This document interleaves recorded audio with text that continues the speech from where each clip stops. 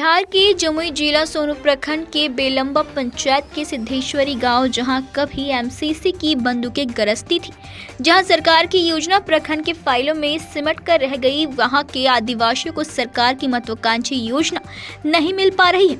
वैसे में डॉक्टर समाज सेवी, जिससे समाज सेवा करने के लिए जुनून सवार है, आज MS परवाज ने सिद्धेश्वरी नक्सल प्रभावित क्षेत्र पहले हुआ करता था, वहां वृद्धाश्रम खोलने का नींव रखा। मुख्य अतिथि स्वामी जी भवानंद सिंह, डॉक्टर SN झा, समाज सेवी आबिद कौशल, शैलेश कुमार ने वृद्धा आश्रम की पूजा अर्चना कर स्वामी जी एवं आबिद कौशल ने अपने इष्ट देवता अल्लाह से दुआ मांगकर नींव रखी। उस गांव में इतनी खुशी उमंग थी कि कई ग्रामीणों ने MS परवाज को चंदा दिया, अन्य समाज सेवियों ने भी दान किया, किसी ने हमेशा सहयोग के लिए भरोसा दिया।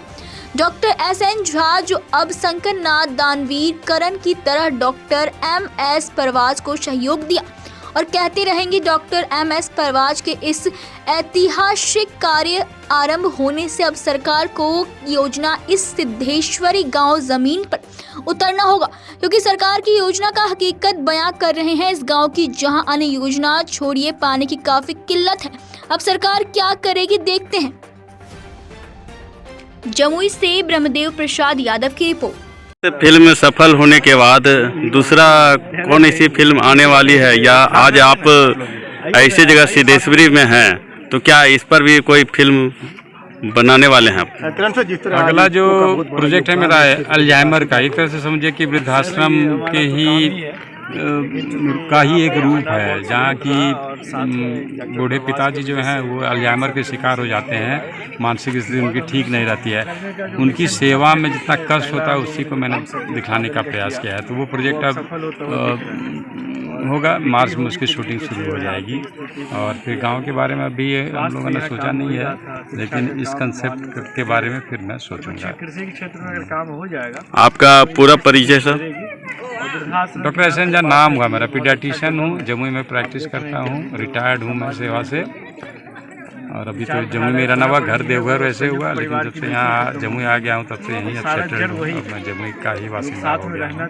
शंकर नाथ कैसे नाम आपका हो गया? नाम जो है हमारे बुजुर्गों को झेलना पड़ेगा। हाँ, एक खूबी है, मेरे घर में पिताजी का नाम SN झा सूरनाथ झा था। उनको चूँकि देवघर में थे तो वहाँ शिव ही शिव है सब जगह, तो बड़े भाई का नाम शिवनाथ झा, शंभूनाथ झा, उसका मेरा शंकरनाथ झा हुआ।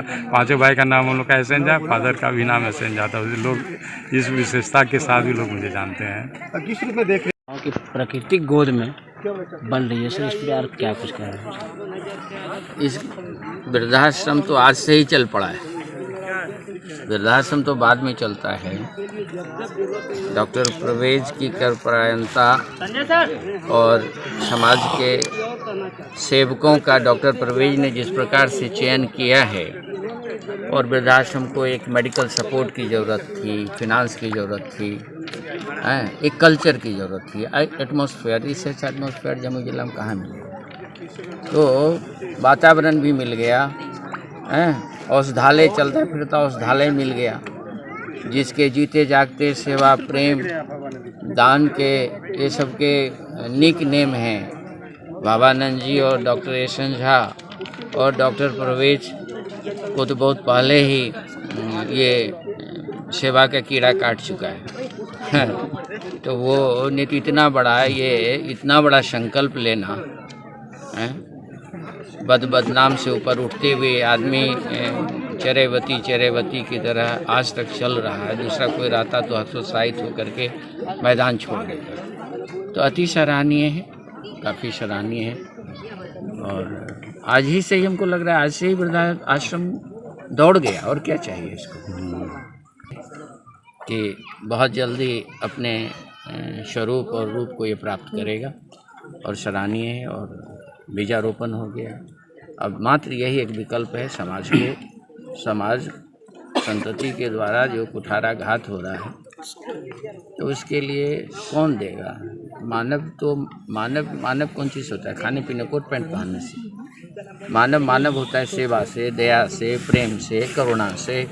तो ये तो मानवीय गुण है, और इस आधार पर ही समाज का नीति निर्धारण होता है। समाज कोनो कंकड़ पत्थर का ये थोड़ा समाज में एक तरह से क्या कर सकते हैं, कैसा लग रहा है? मोबाइल नीचे कैसे आएगा? सब्जेक्ट जो हमें मिला वो वृद्धाश्रम का था, और आने वाले समय में जिस तरह से हमारा समाज विकसित हो रहा है, पश्चिमी सभ्यता का प्रादुर्भाव हो रहा है, और संतान अपने पिता के प्रति, बुजुर्गों के प्रति जिस तरह से कर्तव्य परायणता से दूर हो रहा है, वैसी स्थिति में ये तो बुजुर्गों के लिए एक औषधालय है और समय की मांग है। चूँकि जब तक पतन अपने उत्कर्ष को प्राप्त नहीं करता तब तक उत्थान होता नहीं है। इसलिए पश्चिमी सभ्यता अभी दम तोड़ने वाली है नहीं।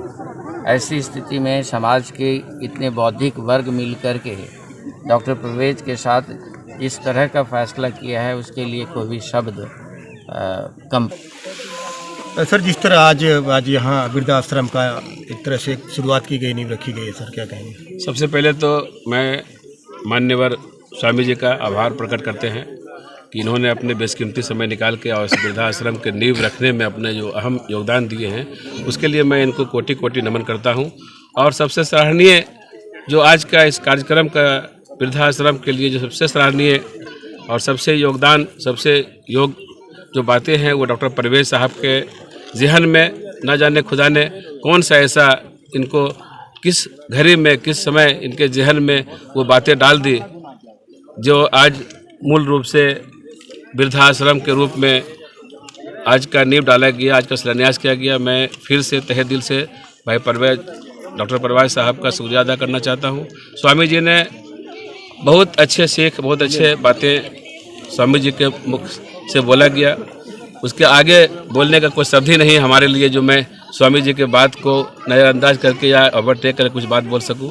इसके लिए मैं फिर से सर, ऐसी क्या मजबूरी रही जो सर इस सिद्धेश्वरी गांव में आकर आपने आज वृद्धाश्रम खोल रहे? सर, एक माँ अपने 4 बच्चों को बचपन में खिलाने और पिलाने का काम करते हैं, जब वृद्धा हो जाते हैं तो वृद्धाश्रम में क्यों भेज दिए जाते हैं? सर देखिए, सबसे पहली बात है कि आजकल का लोग वेस्टर्न कल्चर, मेरे गुरुदेव ने भी कहा है कि वेस्टर्न कल्चर इतना हावी हो गया है कि जो नई बच्चियाँ आ रही हैं घर में, वेस्टर्न कल्चर में जो हालात बन गई है कि 1-2 नहीं, मैं सैकड़ों उदाहरण देना चाहूँगा। मैं स्वामी जी को बताना चाहूँगा और अपने तमाम अभिभावक को कि 122 लिस्ट हमारे पास आ गई है जो वृद्धाश्रम के लिए। डॉक्टर परवेज कहीं न कहीं आपने समाज के दर्द को समझा, समाज के नब्ज को पकड़ा, आने वाले कल को पकड़ा, तभी तो आप आज तमाम वीआईपीओं से आज तरफ नहीं तक रही। एक सर्वे के हिसाब से इस क्षेत्र में 22% लगभग लोग ऐसे हैं कि जो इधर उधर लेकर खाते हैं। मैंने ये भी कहा है, अपील में भी मैंने कहा है कि इस अपील में आप देखेंगे कि 22% लोग समझ लिए कहीं दूसरे के घर में। अब तो कमाई है नहीं, क्योंकि वृद्धा शरीर से काम होता नहीं है, तो हम लोगों ने एक निर्णय लिया है। हम लोगों ने लगभग ज़मीन वगैरह सभी एक्वायर कर लिया है। अब अपने अभिभावक का इंतज़ार में है। अभिभावक ताज्जुब होगा, अभी बहुत खुशी की बात है कि बसंत बहार की तरफ से 51,000 रुपया का राशि इस वृद्धाश्रम को दिया गया। मैं उनको बहुत धन्यवाद देना चाहूँगा।